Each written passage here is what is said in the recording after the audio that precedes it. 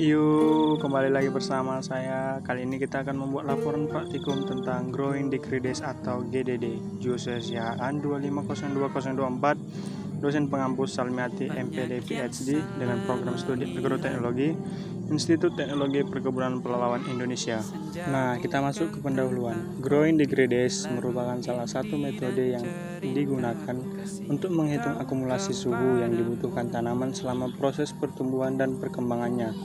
Metode ini didasarkan pada konsep bahwa setiap tanaman memiliki suhu dasar atau base temperature tertentu untuk dapat tumbuh secara optimal. Akumulasi suhu yang diperoleh melalui perhitungan GDD dapat dimanfaatkan untuk memperkirakan waktu tanam, fase pertumbuhan, pembungaan, hingga waktu panen. Oleh karena itu, GDD banyak digunakan dalam bidang pertanian karena mampu membantu petani dan peneliti dalam menyusun strategi budidaya yang lebih efektif dan meningkatkan produktivitas tanaman, menurut Gordon 2021. Penerapan Growing Degree Days menjadi semakin penting karena perubahan iklim menyebabkan suhu lingkungan terus mengalami fluktuasi. Dengan mengetahui nilai GDD, pertumbuhan tanaman dapat dipantau secara lebih akurat, sehingga petani maupun peneliti dapat mengambil keputusan yang tepat dalam kegiatan budidaya. Oleh karena itu, pemahaman mengenai konsep dan penerapan GDD diperlukan untuk mendukung peningkatan produktivitas tanaman dan pengelolaan pertanian yang berkelanjutan. Bailey 2023. Adapun tujuan praktikumnya yaitu pertama, mengetahui nilai Growing Degree Days pada bibit kelapa sawit. Kedua, mengamati pertumbuhan bibit kelapa sawit selama masa pengamatan. Ketiga, memahami pengaruh akumulasi suhu terhadap pertumbuhan bibit kelapa sawit. Nah, untuk alat dan bahan yang kita gunakan pada praktikum kemarin adalah pertama handphone, air, bibit kelapa sawit, dan penggaris. Nah, kita masuk ke cara kerja. Pertama, dipilih 3 bibit kelapa sawit yang memiliki kondisi pertumbuhan relatif seragam. 2. Bibit kelapa sawit diletakkan pada ruang terbuka yang mendapatkan paparan sinar matahari secara langsung dan membentuk mata 3. 3. Dilakukan pengukuran awal terhadap setiap bibit meliputi jumlah daun, tinggi tanaman, dan tinggi batang. 4. Setiap bibit disiram dengan air sebanyak 250 ml pada pagi hari. Kelima, suhu lingkungan di sekitar tanaman diukur setiap hari pukul 7 sampai 8 WIB dan pukul 12 sampai 13 WIB. Data suhu harian dicatat dan digunakan untuk menghitung nilai Growing Degree Days. 7. Pemeliharaan tanaman dilakukan secara rutin selama 25 hari pengamatan. 8. Setelah 25 hari, dilakukan pengukuran akhir terhadap tinggi tanaman, tinggi batang, dan jumlah daun pada masing-masing bibit. 9. Data hasil pengukuran awal dan akhir dibandingkan untuk mengetahui pertumbuhan tanaman selama periode pengamatan. Berikut adalah dokumentasi cara kerjanya.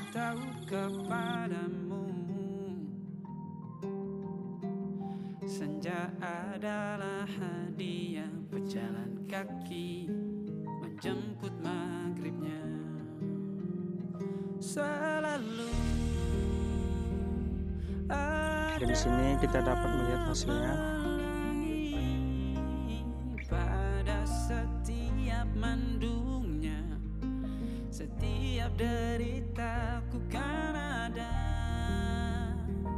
selalu untukmu, temani setiap derita, jadi pelukan ternyaman untukmu.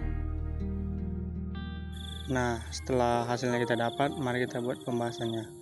Berdasarkan hasil perhitungan selama 25 hari, nilai Growing Degree Days harian berkisar antara 10,5 sampai 15 derajat Celcius per hari, dengan akumulasi GDD mencapai 327 derajat Celcius hari pada hari ke-25.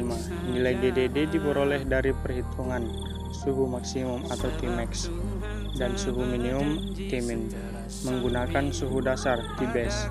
Akumulasi GDD yang terus meningkat menunjukkan bahwa suhu lingkungan selama pengamatan cukup mendukung pertumbuhan tanaman. Semakin tinggi akumulasi GDD, semakin besar energi panas yang tersedia untuk menunjang proses fisiologis dan perkembangan tanaman. Secara keseluruhan, hasil perhitungan menunjukkan bahwa kondisi suhu selama penelitian relatif stabil, sehingga akumulasi GDD meningkat setiap hari tanpa mengalami penurunan. Hal ini menunjukkan bahwa metode growing degradation dapat digunakan untuk memantau perkembangan tanaman berdasarkan akumulasi suhu dan membantu memprediksi fase pertumbuhan. Meskipun demikian, pertumbuhan tanaman tidak hanya dipengaruhi oleh suhu, tetapi juga oleh faktor lain seperti ketersediaan air, unsur hara, intensitas cahaya, dan kondisi lingkungan. Dan ini adalah hasil awal pengukuran dan hasil akhir pengukuran setelah dilakukan perlakuan.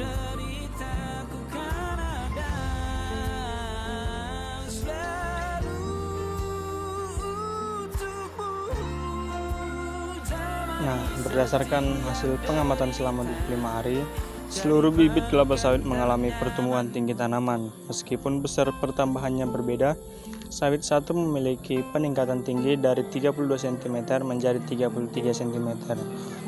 Sawit 2 dari 24,5 cm menjadi 26 cm.